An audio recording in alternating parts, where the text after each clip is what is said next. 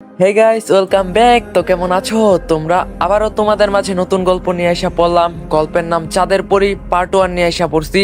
তো বেশি কথা না কয়ে শুরু করা যাক। বাবা মারা যাওয়ার ঠিক 1 মাসের মাথায় আম্মু অন্য একজনের সাথে চলে যায়। তখন আমার বয়স 12 বছর আর আমার ছোট বোনের বয়স 5 বছর। আমি মোটামুটি বাস্তবতা বুঝলেও আমার ছোট বোনটা তখন কিছুই বোঝে না। প্রতিদিন রাতে ঘুমানোর আগে আমার বোন আমাকে জিজ্ঞাসা করে, আম্মু কবে আসবে? আমি নির্বাক হয়ে চোখের পানি ছেড়ে বোনটার কপালে চুমু খেয়ে বলি, আম্মু আমাদের আব্বুকে খুঁজতে গিয়েছে, আব্বুকে পেলেই ফিরে আসবে। আমার নাম ইয়াশ আহমেদ আর আমার ছোট বোনের নাম সোহানা ইসলাম। মা চলে যাওয়ার পর আমার কাকারা মিলে এসেছিল আমাদের ভাই বোনকে এতিমখানায় রেখে আসবে। আমি তখন এতটুকু বুঝেছিলাম কাকারা আমাদের ঘর বাড়ি নিজেদের নামে করে নিতে চাইছে। তাই আমি রাজি হইনি এতিমখানায় যেতে। আমি বলছিলাম আমার আব্বুর রেখে যাওয়া এই বাড়ি থেকে আমরা ভাই বোন কোথাও যাব না। আমি আমার বোনকে লালন পালন করব, আমাদের কাউকে দরকার নেই। কিন্তু কাকার জোরাজুরি জবরদস্তি করে আমাদের কাছ থেকে ঘরবাড়ি দলিল টিপসই নিয়ে আমাদের ভাই বোনকে একটা এতিমখানায় দিয়ে আসে শহরে। এতিমখানায় গিয়ে দেখতে পেলাম আমাদের মতো আরো অনেক বাচ্চারা সেখানে। কিন্তু কিন্তু আমি তো এখানে থাকবো না। আমি আর আমার বোন কোনো নিয়ম শৃঙ্খলার বাধায় পড়তে চাই না। একদিন সুযোগ বুঝে এতিমখানা থেকে বোনকে নিয়ে পালিয়ে আসলাম। আসার সময় একটা বিড়াল ছানা সাথে করে নিয়ে আসে সোহানা। বিড়াল ছানার নাম দেয় জুজু। আমরা দেখতে পাই দুজন লোক চুরি করার উদ্দেশ্যে একটা বাড়ির দেওয়ালে টপকে সেখানে প্রবেশ করছে। প্রথম লোকটা টপকে ভিতরে প্রবেশ করলেও দ্বিতীয় জনের জামা দেয়ালে গেঁথে রাখা পেরেকের সাথে আটকে যায় আর সে উপর হয়ে মুখ থুবড়ে নিচে পড়ে যায়। প্রথম লোকটা বলল, তরে নিয়া আয়সা, ভুল হইছে আমার। দ্বিতীয় লোকটা বলল, যা মাফ কইরা দিলাম। প্রথম লোকটা দাঁত কটমট করে বলল, ফাইজলামি করবি না। গাইস, এই ভিডিওটি স্পন্সর করছে 1x। তোমরা তো 1x এর নাম শুনছোই। 1x হলো নাম্বার 1 ট্রাস্টেড সাইট। তোমার যদি ক্রিকেটে জ্ঞান থাকে তাহলে তুমি ক্রিকেট থেকে ভালো টাকা আর্ন করতে পারবা। তোমার যদি ফুটবলে ভালো জ্ঞান থাকে তোমরা ফুটবল থেকেও ভালো টাকা আর্ন করতে পারবা। এছাড়াও সেখানে অনেক প্রকার গেম আছে যেটা খেলে তোমরা টাকা আর্ন করতে পারবা। এবং আমার প্রোমো কোড ইউজ করে ফার্স্ট ডিপোজিটে 200% বোনাস পেয়ে যাবা। সাথে আছে আইফোন 14 প্রো ম্যাক্স জেতার সুযোগ। সো লিংক থাকবে পিন কমেন্টে। শুনছি এই বাড়িতে নাকি একটা মেয়ের আত্মা থাকে। অনেক অনেক অনেক দিন ধরে বাড়িটা বন্ধ পড়ে আছে। তাই আমরা এসেছি এই বাড়ির জিনিসপত্রগুলো চুরি করতে। আত্মা তো আর টিভি ফ্রিজ ব্যবহার করে না, খামাখা জিনিসপত্রগুলো এখানে পরে পরে নষ্ট হচ্ছে। দ্বিতীয় লোকটা বলল, বাহ উস্তাদ, কি বুদ্ধি আপনার।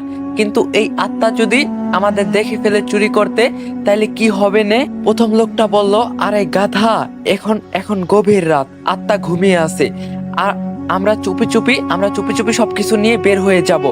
এভাবে কথা বলতে বলতে দুজন পা টিপে টিপে বাড়ির ভিতর প্রবেশ করলো। দেখা গেল একটা কালো ছায়া মূর্তি 2 তলার জানালার পাশে দাঁড়িয়ে তাদের দিকে তাকিয়েছিল এতক্ষণ। বাড়ির মেইন গেটের উপর খোদাই করে লেখা চাঁদের পরি। তারা দুজনেই ঘরে প্রবেশ করে বাটন ফোনের লাইটের আলোতে এদিক ওদিক খুঁজতে লাগলো। হঠাৎ পাশের রুম থেকে থালা বাসন পড়ে যাওয়ার শব্দ হলো। দুজনেই চমকে গিয়ে বুকে থুতু দিয়ে সেই রুমের দিকে এগিয়ে গেল ভয়ে ভয়ে। রুমের দরজাটা ধাক্কা দিতেই ক্যাত করে শব্দ হলো। দরজাটা একটু ফাঁক হতেই একটা কালো বিড়াল রুম থেকে বের হয়ে দৌড়ে বাইরে চলে গেল। দুইজন আবারও ভয় পেয়ে উল্টে পড়ে গেল। দ্বিতীয় লোকটা বলল, ওস্তাদ, আত্মা মনে হয় ঘুমাই নাই, চলেন আমরা চইলা যাই। আবার আমার ডর লাগতাছে।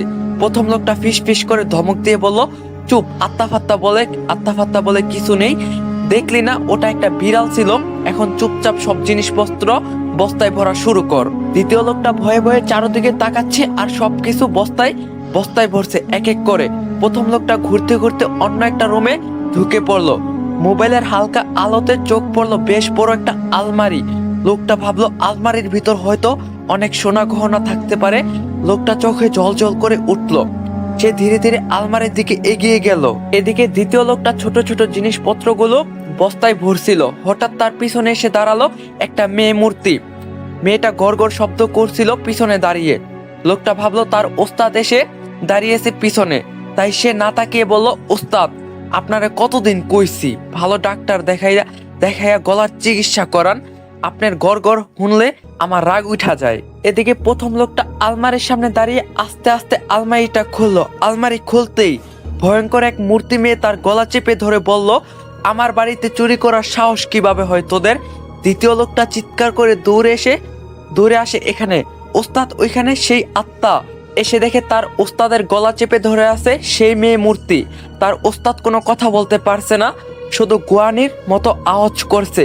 এই দৃশ্য দেখে লোকটা জোরে চিৎকার করে উঠল। 10 বছর পর বাইরে থেকে সোহানা ডাকছে, ভাইয়া এই ভাইয়া তাড়াতাড়ি ঘুম থেকে উঠ।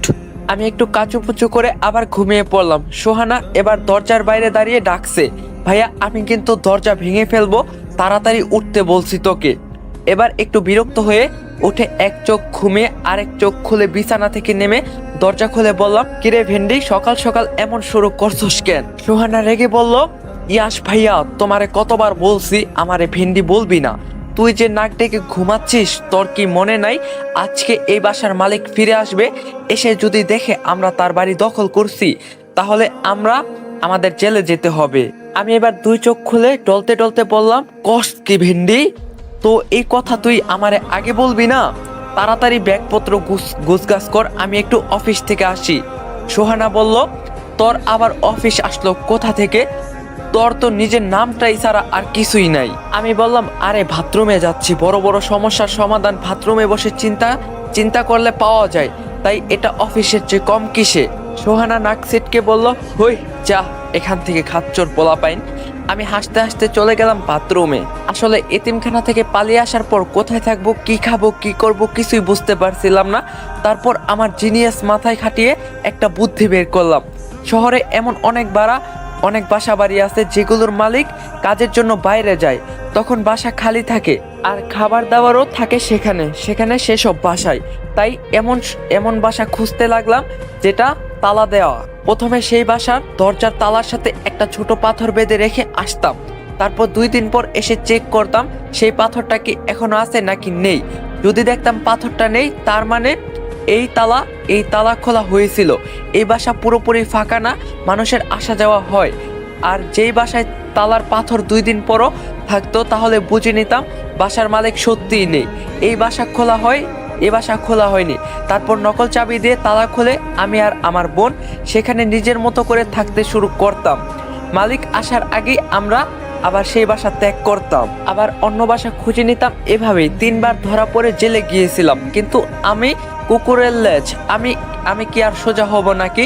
এভাবে ভিন্ন লাক্সারিয়াস বাসা তাদের খাবার দাবার খেয়ে জীবনযাপন যাচ্ছে। সোহানাও অনেক হ্যাপি। আমাদের ভাই বোনের কোনো চিন্তাই নেই, না ভবিষ্যৎ আর না অতীত, বর্তমান নিয়েই দারুণ কাটছে আমাদের। সোহানা ডেকে বলল, ভাইয়া তাড়াতাড়ি কর, বাইরে গাড়ি এসে থেমেছে, হয়তো মালিক চলে এসেছে। এটা শুনে আমি ব্রাশ মুখে নিয়েই দৌড়ে বের হয়ে নিজের ব্যাগ কাঁধে নিয়ে বললাম, চল পিছনের দরজা দিয়ে বের হতে হবে। জুজু কোথায়? সোহানা বলল, আরে ওর কথা তো মনেই নাই, জুজু কই, তুই জুজু? আমি জানালা দিয়ে দেখলাম একটা টাক মাথাওয়ালা লোক গাড়ি থেকে নামছে, সাথে তার 2 বাচ্চা আর বউ। তারা গাড়ি থেকে নেমে বাসার দিকে আসছে। আমি বললাম, সোহানা জলদি জুজুকে নিয়ে আয়, তারা আসছে। সোহানা জুজুকে খুঁজতে খুঁজতে দেখলো ফ্রিজের উপর চিংপাট হয়ে ঘুমিয়ে আছে। সোহানা গিয়ে জুজুকে কোলে নিয়েই তাড়াতাড়ি এসে বলল, ভাইয়া চল। জুজু চোখ খুলে মেয় করে উঠলো, হয়তো বলছে যে আমার আরেকটু ঘুমাইতে দেবাল। আমি আর সোহানা তাড়াতাড়ি পিছনের দরজা দিয়ে বের হয়ে গেলাম। এদিকে বাসার মালিক ঘরে ঢুকে অবাক, এ কি অবস্থা বাসার, সবকিছু এলোমেলো হয়ে পড়ে আছে, মনে হচ্ছে শুধু এই বাসায় ভূমিকম্প হয়েছে। মালিকের মাথায় হাত দিয়ে বসে পড়লো। আমি আর সোহানা একটা পার্কে এসে নিজেদের বাস্তব ব্যাগপত্র রেখে বসলাম। সোহানা জুজুর মাথায় হাত বুলাতে বুলাতে বলল, এখন আবার কোন বাসা? আমি বললাম, আরো কয়েকটা বাসায় তালার পাথর রেখে এসেছি, গিয়ে দেখতে হবে কোনটার পাথর আছে, সেখানেই থাকবো। তখন সোহানা বলল, ভাইয়া আমার খিদা পেয়েছে, আইসক্রিম খাবো। আমি বললাম, খিদা লাগলে আইসক্রিম কেন খাবি তুই অন্য কিছু খা, রুটি খা, বিস্কুট খা। সোহানা বলল, যা ওসব খাই কুত্তারা, তোর কি আমারে কুত্তা মনে হয় নাকি? আমি বললাম, এনি সন্দেহ? সোহানা রেগে বলল, তুই কুত্তা, এখন আমার জন্য আইসক্রিম আনবি, না হলে আমি চিল্লায় লোক জড়ো করে বলবো তুই আমায় কিডন্যাপ করে নিয়ে যাচ্ছিস। এখন বল, আইসক্রিম খাওয়াবি নাকি গণধুলাই খাবি? আমি ভুরু কুচকে বললাম, তোর মতো বোন যার আছে তার শত্রুর কোনো দরকার নাই, এখানে বস, আমি আইসক্রিম নিয়ে আসছি। আমি উঠে চলে গেলাম আইসক্রিম আনতে। এখনো সকাল হয় তেমন দোকানপাট খোলা নেই। আইসক্রিমের দোকান খুঁজতে খুঁজতে অনেক দূর চলে আসলাম। অবশেষে পেয়ে গেলাম। একটা আইসক্রিম কিনে যখনই চলে আসতে যাব তখনই ভুলবশত একটা মেয়ের সাথে ধাক্কা খেলাম। আমার হাত থেকে আইসক্রিমটা পড়ে গেল।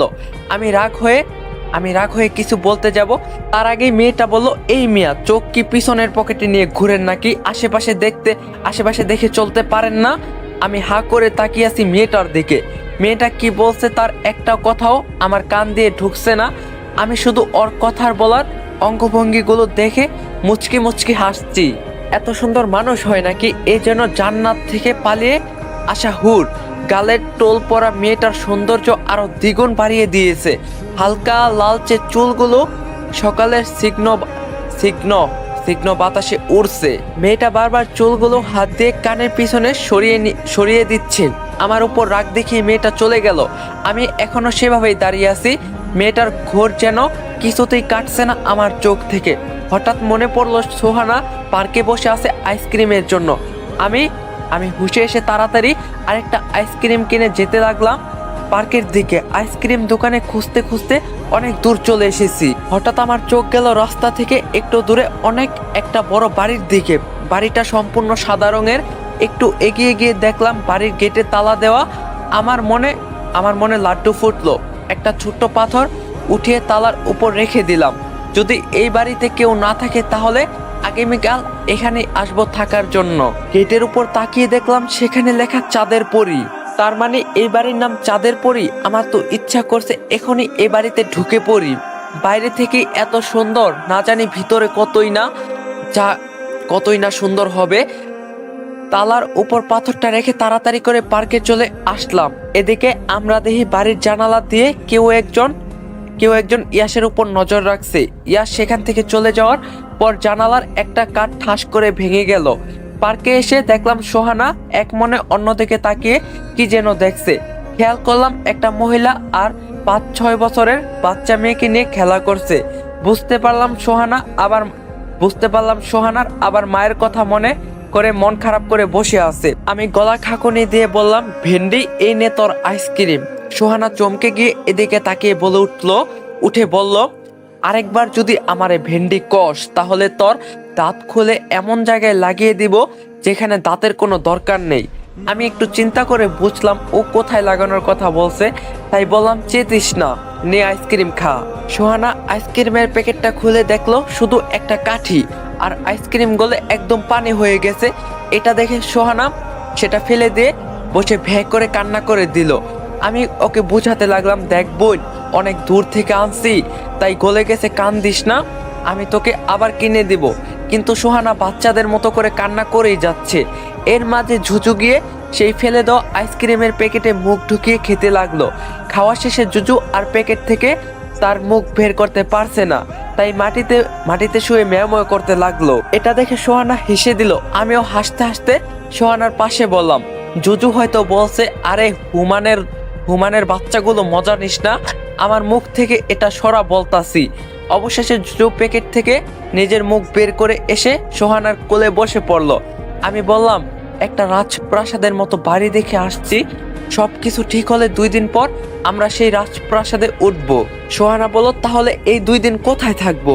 আমি বললাম, চল, এর আগে আরো 3টা বাড়িতে পাথর রেখে এসেছিলাম, আপাতত সেখানে গিয়ে দেখি একটা না একটা বাসা পাবই থাকার জন্য। এই বলে সোহানা আর আমি রওনা হলাম। কিন্তু সেদিন যেন দুর্ভাগ্য আমাদের চেপে বসেছে। যে 3 বাসায় পাথর রেখেছিলাম সেই বাসায় মানুষজন এসে পড়েছে। এই 10 বছরে প্রথমবার এমন হলো। আজকে রাত রাস্তায় কাটাতে হবে বোঝা যাচ্ছে। দুপুরে একটা হোটেলে গিয়ে হালকা পাতলা কিছু খেয়ে নিলাম আমরা। এভাবে ঘুরতে ঘুরতে রাত হয়ে গেল।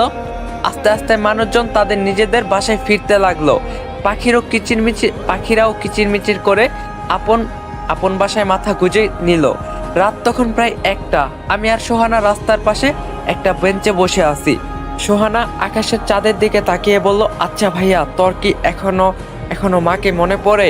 আমি বললাম, পড়ে তো, তবে ভালোবাসার স্থান থেকে না, মনের মাঝে ঘৃণার স্থান থেকে মনে পড়ে। যদি কখনো দেখা হয় তার সাথে তাহলে শুধু বলবো, আমাদের জন্ম না দিলেও তো পারতেন। সোহানা কেঁদে দিয়ে বলল, জানোস ভাইয়া, আগে আমি ভাবতাম মা বাবা না থাকলেও মনে হয় পৃথিবীতে বেঁচে থাকা যায় না, কিন্তু তোর মতো ভাই যার আছে তার মা বাবা না থাকলেও চলে। পরের জন্ম বলে যদি কোনো কিছু থাকে, তাহলে সেই জন্মে সৃষ্টিকর্তার কাছে তোকে ভাই হিসাবে চাইবো আমি। আমি কিছুক্ষণ সোহানার দিকে তাকিয়ে থেকে চোখের পানি লুকিয়ে বললাম, কিন্তু আমি তোকে পরের জন্ম বোন হিসাবে না, বোন হিসাবে চাই না, সৃষ্টিকর্তার কাছে চাইবো পরের জন্মে যেন আমাকে একটা কিউট পরীর মতো দেখতে বোন দেয়। সোহানা রেগে বলল, তার মানে কি আমি কিউট না? আমি বললাম, ভুলেও এই কথা মুখে আনিস না, তোরে দেখলে মনে হয় মুলার জন্ডিস হইছে। সোহানা আরো রেগে আমাকে কিল খুশি মারতে মারতে বলল, কুত্তা, তোর 7 জন্মের ভাগ্য আমার মতো বোন পাইছস। নিজের চেহারা দেখছস পোকার খাওয়া, আমার মতো দেখা যায় তোরে? আমি হাসতে লাগলাম। এরই মাঝে মনে হলো কেউ ফুপিয়ে ফুপিয়ে কান্না করছে। আমি বললাম, ভেন্ডি তুই কি শুনছস কেউ কান্না করছে? সোহানাও কান পেতে শুনে বলল, হ্যাঁ, একটা মেয়ের কান্নার আওয়াজ এটা, কিন্তু এটা আসছে কোথা থেকে? আমি উঠে চারদিক খুঁজতে লাগলাম, বুঝতে পারলাম রাস্তার ওপাশে বড় গাছটার পিছন থেকে আসছে কান্নার আওয়াজ। সোহানা আর আমি সেদিকে এগিয়ে গেলাম। জুজু বেঞ্চের উপর ঘুমিয়েছিল। রাস্তায় কোনো মানুষ বা গাড়ি কিছুই নেই। দূর থেকে মাঝে মাঝে কুকুরের ডাক ভেসে আসছে। আপনাদের এত এত রিকোয়েস্টে ইউটিউব কুইট করতে পারলাম না, তো আপনাদের জন্য নতুন গল্প নিয়ে আসলাম।